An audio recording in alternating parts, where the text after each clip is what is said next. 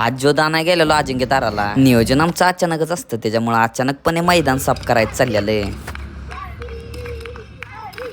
आणि ह्या पोरांची नुसती फुगवा फुगवी चालू होती आणि मैदान साफ करस तर मंडप घालायची गाडी पण आली आणि मंडप पण लागला आणि तवर ह्यो जुळ्या डोक्यानंच नारळ फोडायला लागला.